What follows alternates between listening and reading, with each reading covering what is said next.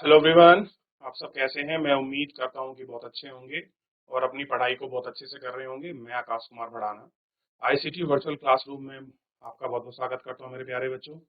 जैसे आपको पता है मेरे प्यारे बच्चों, बेसिकली आपका जो है हमारी आपका 7th क्लास है और 7 चैप्टर था इसका अंतिम। तो मैंने आपसे कहा था कि आप लोगों को घर से इस चैप्टर को पढ़ के आना है और हम कल इसके कुछ महत्वपूर्ण क्वेश्चन आंसर, कुछ इंपॉर्टेंट क्वेश्चन मैं आपको कराऊंगा। तो मेरे प्यारे बच्चों, तो मैं सबसे पहले एक बार वापस से अब मैं देखता हूँ कितने बच्चों ने घर जाकर इसका रिवीजन किया है चैप्टर का और कितने बच्चों ने घर जाकर इसको पढ़ा है। अब आपका नंबर है दोबारा।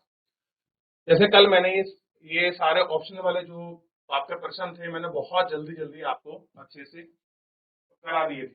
क्लियर है? अब पहले क्वेश्चन की तरफ हम लोग बढ़ेंगे और इसमें पहला क्वेश्चन हम लोग लिख देंगे, ठीक, कि सहारा अफ्रीका के किस भाग में स्थित है? सहारा अफ्रीका के किस भाग में स्थित है? जल्दी बताइए। दक्षिण में स्थित है, उत्तर में स्थित है या पश्चिम में?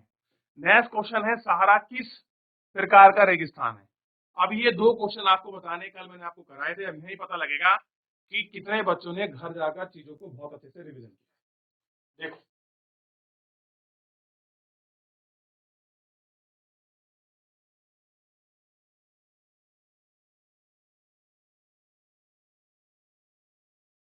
चलिए देख लिया,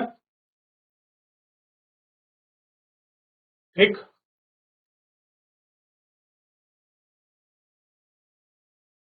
अब आगे बढ़ते हैं, अगला देखते हैं। लद्दाख रेगिस्तान के अधिकांश भाग में निवास करते हैं। देखिए बच्चों, मैंने कल भी आपको बताया था, किसी बच्चे का जवाब नहीं आ रहा। मुझे बड़ा दुख है कि आप लोगों को पढ़ाने के बाद आपने किया नहीं। मैंने बताया था बेटा, पश्चिमी सहारा को हम लोग इसमें देखते हैं, वेस्टर्न पार्ट में पड़ता है।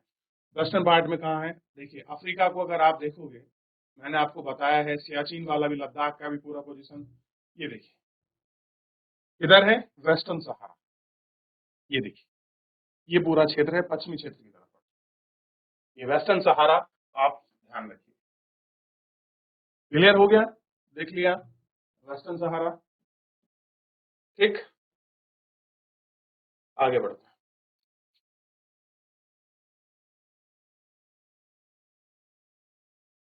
सहारा किस प्रकार का रेगिस्तान है? बताइए, सहारा किस प्रकार का रेगिस्तान है? तो सहारा आपको पता होना चाहिए, गर्म रेगिस्तान। जल्दी करें, कौन सा है? गर्म। सहारा आपका गर्म रेगिस्तान।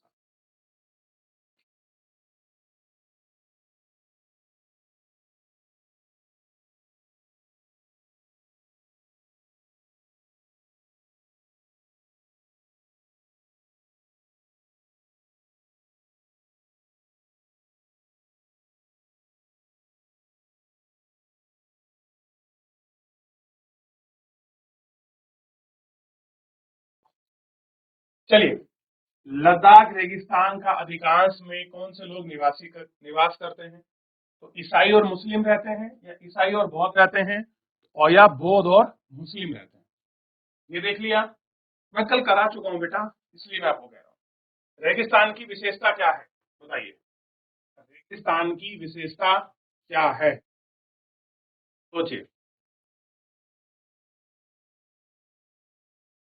सही आंसर एक बच्चे ने दिया है हमको, विरल वनस्पति। शाबाश।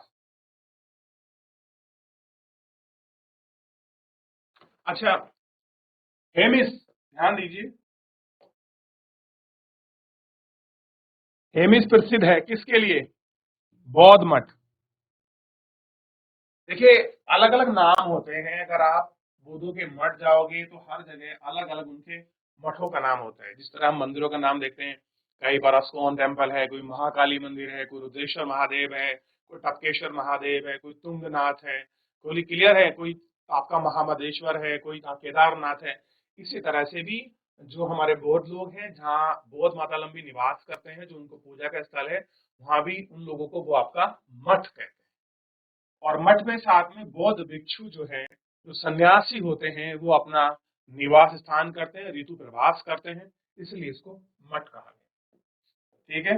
मिस्र निम्नलिखित फसलों में से किसके लिए प्रसिद्ध है? तो मैंने आपको बताया था कि मिस्र में कपास है और नील नदी को मिस्र का वरदान कहा जाता है। प्रश्न पूछ लिया जाए कि मिस्र का वरदान किसको कहते हैं, तो आंसर क्लियर होना चाहिए कि मिस्र नदी को, जो आप सॉरी नील नदी को मिस्र का वरदान कहते हैं। जल्दी से एक बार देख लीजिए, थोड़ा सा आगे बढ़ेंगे और हम चैप्टर को गौर करके देखेंगे।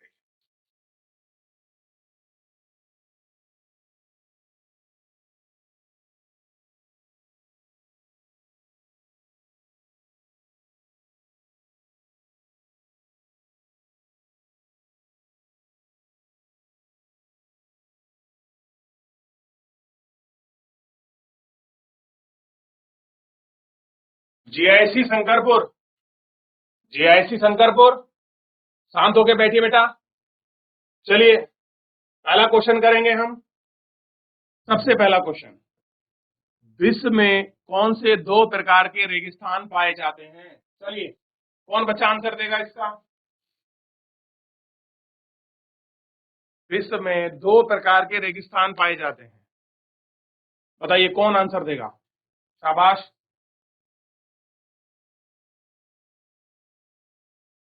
दो प्रकार की बात कर रहा हूं बच्चों, ना कि रेगिस्तान की।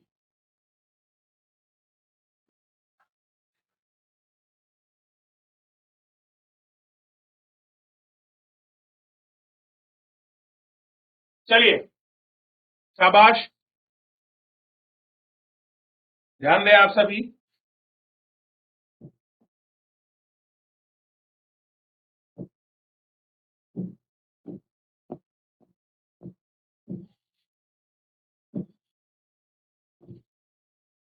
देखिए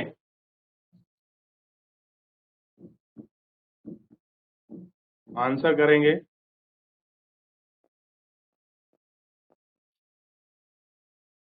विश्व में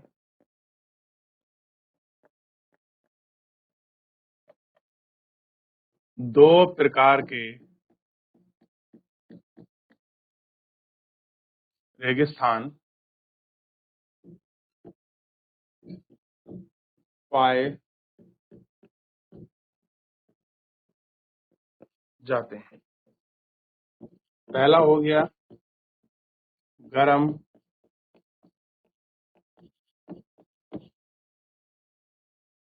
रेगिस्तान,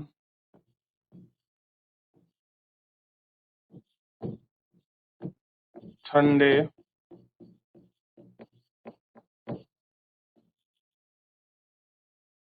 रेगिस्तान। ठीक है, गर्म रेगिस्तान और ठंडे रेगिस्तान।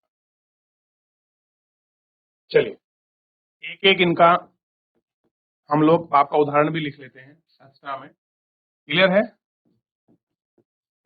सहारा इसका उदाहरण है और ठंडे का आपका लद्दाख इसका उदाहरण है।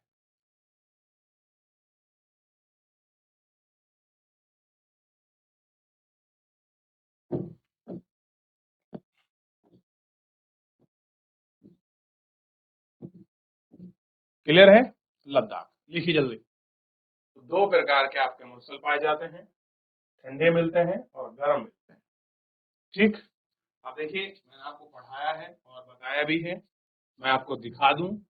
जैसे हम अभी क्या पढ़ रहे थे, लद्दाख पढ़ रहे थे, तो हमने टॉपिक में क्या पढ़ा, ध्यान दें आप सभी। ठंडा रेगिस्तान कौन सा? लद्दाख। क्या पढ़ रहे थे? ठंडा रेगिस्तान आपका लद्दाख। यही देख रहे थे ना हम लोग? क्लियर है? ठंडा रेगिस्तान आपका लद्दाख, ये हमने आपका देख लिया था।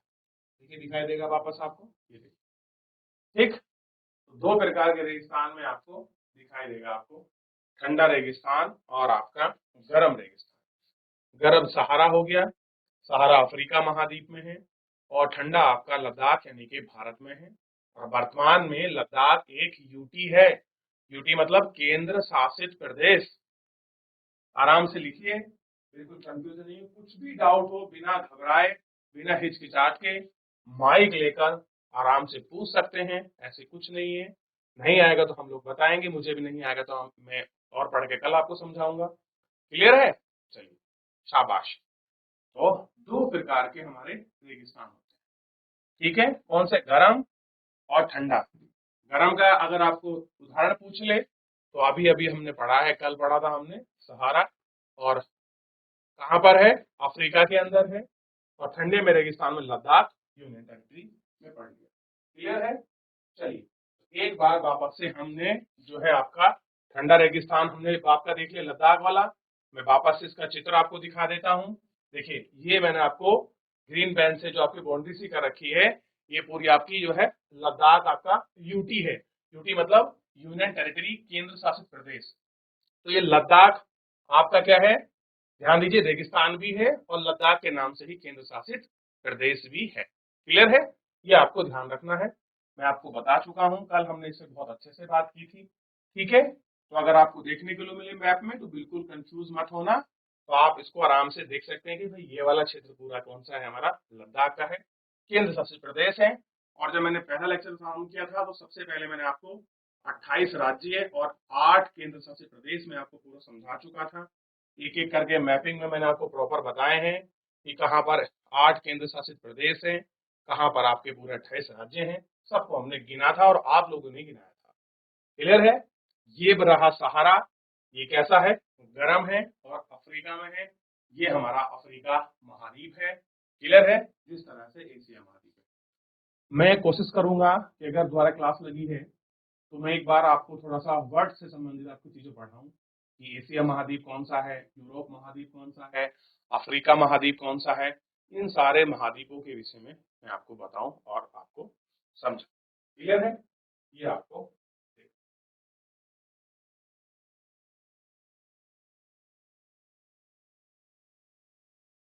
चलिए आगे बढ़ जाए। चलो अगला क्वेश्चन की तरफ हम लोग बढ़ते हैं। और अगला क्वेश्चन आपको ध्यान रखना है। अब देखिए अभी अभी पढ़ा है और वो ही क्वेश्चन आपके सामने आ गया। क्वेश्चन है सहारा रेगिस्तान। अभी देख रहे थे, मैं बताऊंगा नहीं किस महाद्वीप में है, क्योंकि अभी हमने पढ़ा है ना बिल्कुल कि सहारा किस महाद्वीप में है। तो क्वेश्चन है सहारा रेगिस्तान, यानी रेगिस्तान हो या मरुस्थल एक ही बात होती है। क्लियर है? दो नाम है उसके, चाहे उसको रेगिस्तान कह दीजिए चाहे मरुस्थल कह दीजिए। तो सहारा रेगिस्तान किस महाद्वीप में है बताइए।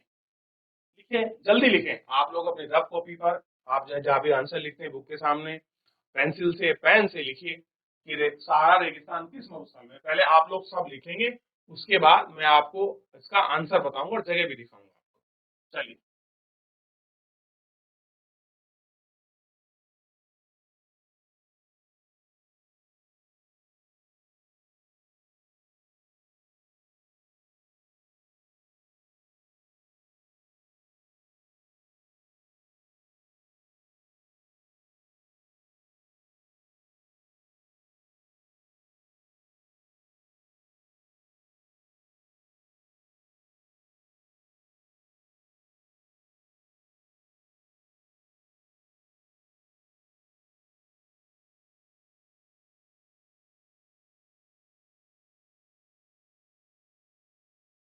आगे बढ़े।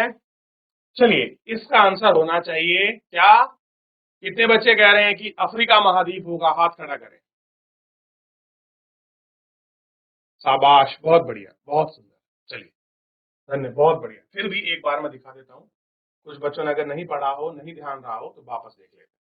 देखिए ये रहा हमारा सहारा मरुस्थल और ये रहा अफ्रीका महाद्वीप। क्लियर हो गया? तो हर क्वेश्चन एक दूसरे से जुड़ा हुआ है। अगर एक बार हम अच्छे से पढ़ लेंगे तो हमें चार पांच चीजें उसके साथ खुद ही आपकी तैयार हो जाएंगी। अब थोड़ा सा हल्का सा कठिन क्वेश्चन है। कठिन क्यों है? क्योंकि शायद आप थोड़े से कंफ्यूज हो सकते हैं। बल्कि कंफ्यूज होने की जरूरत है नहीं, क्योंकि हमने पढ़ा है और जो पढ़ा है वो हमसे कैसे गलत हो सकता है। जैसे लद्दाख, अभी पढ़ रहे थे हम लद्दाख के बारे में, हमने देखा भी, ध्यान दो बेटा, शाबाश, सामने लद्दाख रेगिस्तान या लद्दाख मरुस्थल की जलवायु गत परिस्थिति क्या है। यानी कि जो आप प्रश्न को समझिए कि जो आपका लद्दाख क्षेत्र जहाँ रेगिस्तान है उसकी जलवायु यानी कि उसकी क्लाइमेट कैसी है। हवा ठंडी है, गर्म है, आर्द्रता युक्त है, शुष्क है, कैसी है, हमको बेसिकली ये बताना है। चलिए, तो आप लोग सब लिखिए कि लद्दाख रेगिस्तान की जलवायुगत परिस्थिति क्या है। पहले आप बताइए क्या है, फिर मैं आपको लिखा। शाबाश, लिखें। 2 मिनट का समय दूंगा आपको, आराम से बुक का पन्ना पलट सकते हैं, चैप्टर का रिवीजन करके वहां से ढूंढ के भी लिख सकते हैं। ऐसा कोई मैंडेटरी नहीं है कि आपको पीछे नहीं देखना। देख लीजिए, शाबाश, बहुत बढ़िया, एक बच्ची देख रही है। जब आप पढ़ोगे तो पूरा स्थिति मिल जाएगी आपको। पढ़े बेटा। जैसी नारायण कोटी मिला बेटा, ढूंढो। शाबाश, मिल गया।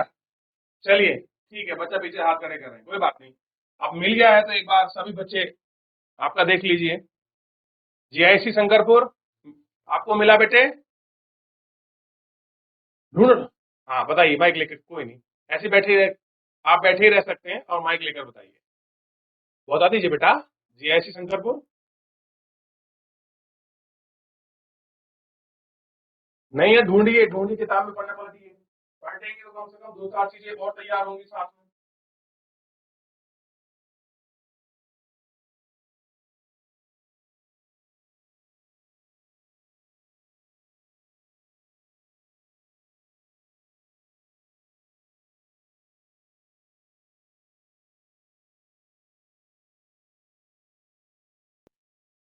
हुआ कि नहीं हुआ?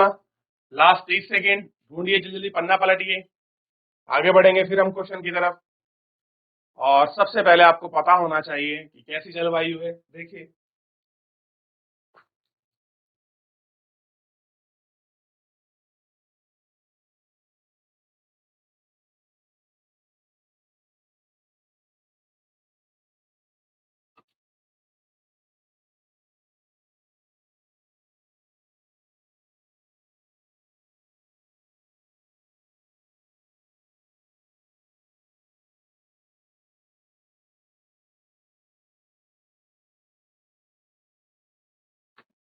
चलिए देखते हैं।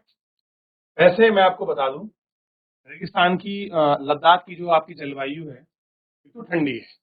तो ध्यान रखिए, लद्दाख रेगिस्तान की जलवायु परिस्थिति को देखोगे तो बहुत ठंडी है एवं शुष्क है, यानी कि आपके कोल्ड एंड ड्राई है। और गर्मियों में भी लद्दाख का टेम्परेचर माइनस में रहता है। गर्मियों में जब हमारे यहाँ 35, 36, 40 डिग्री तक टेम्परेचर होता है, लद्दाख में तब भी आपका माइनस के में आपके नीचे रहता है। और सर्दियों में -30 से लेकर -45 तक आपका टेम्परेचर जो है लद्दाख में चला जाता है। आइए थोड़ा सा हमारे चैप्टर में कैसे लिखा गया है इसको देखते हैं, फिर आगे बढ़ेंगे। ठीक है, तो ये देखिए, सबसे पहले वहीं खुला है और आप अच्छे से देख सकते हैं। और जो मैंने पढ़ाया है वो मैंने पहले ही हाईलाइट करा रखा है। तो ध्यान दीजिए, अधिक ऊंचाई होने के कारण यहाँ की जलवायु, देखिए बेटा ध्यान दीजिए, अत्यधिक शीतल है और शुष्क होती है। कैसी है? अत्यधिक शुष्क है और शीतल है। इतना ही आंसर लिखने से आपका आंसर कंप्लीट हो गया था। बस यही लिखना था कि अत्यधिक शीतल और शुष्क है। सब कुछ कहाँ है आपकी बुक में, ढूंढिए बुक में और इसको नीचे हाईलाइट कीजिए पेंसिल से, या हाईलाइटर हो तो उसको हाईलाइट करें। ये आंसर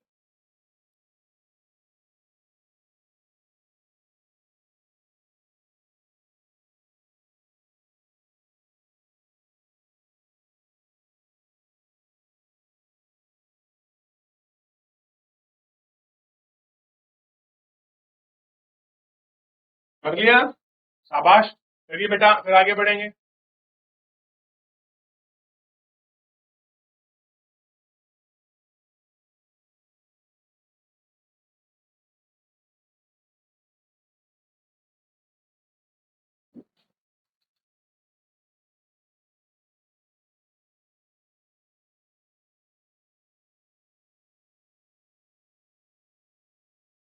चलिए आगे देखते हैं। देखिए, सूर्य की सूर्य की गर्मी की अत्यधिक तीव्रता महसूस होती है। ग्रीष्म काल के दिनों में तापमान 0 डिग्री से कुछ अधिक होता है, यानी कि नियरेस्ट जीरो के अपेक्षा होता है गर्मियों में भी। रात में -30 तक पहुंच जाता है। शीतकाल में बर्फीला हो जाता है और -40 40 डिग्री सेंटीग्रेड रहता है। सोचिए, जहां गर्मियों में भी 0 सेल्सियस रहे और सर्दियों में -40, तो वहां पर रहना क्या आसान काम है? बोले नहीं, फिर भी हमारी भारतीय फौजें वहां रहती हैं। सोच के देखिए कितना कठिन कार्य है यहाँ पर। ये पूरा आंसर था। तो अब आंसर था तो आपके सामने चीजें बेटा पढ़ रही होंगी, आप इनको देख रहे होंगे। ठीक, अब देखिए, लद्दाख में पर्यटकों के लिए प्रमुख आकर्षक क्या है? चलिए, लद्दाख में पर्यटकों के लिए प्रमुख आकर्षण क्या है बताइए? क्या है लद्दाख में देखने लायक बेसिकली, अगर आपसे पूछा जाए?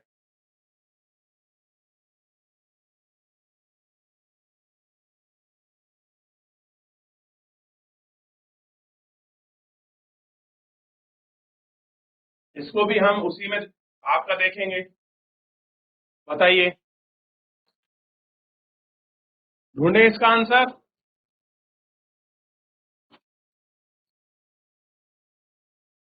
चलिए,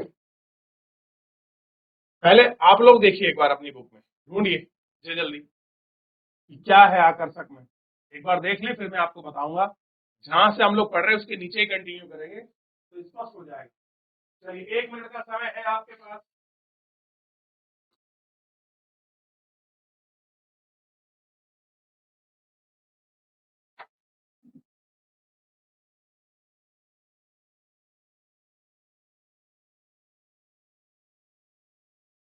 अगला देखिए, सारा रेगिस्तान के लोग किस प्रकार के वस्त्र पहनते हैं? लद्दाख में उगने वाले पेड़ों का नाम बताइए। आप अगर इन सबको यहाँ पढ़ोगे तो ये देखिए बिल्कुल एग्जैक्टली वहीं खुला है। यहाँ का मुख्य पर्यटन है, देश विदेश से लोग आते हैं, क्या करते हैं देखिए, सब मैंने पहले ही अंडरलाइन किया हुआ है। गोपा दर्शन, घास के मैदान, हिमनदों की शहर और उत्सवों और अनुष्ठानों को देखते हैं। तो ये हुआ आपका आंसर उस क्वेश्चन, आसान और सरल।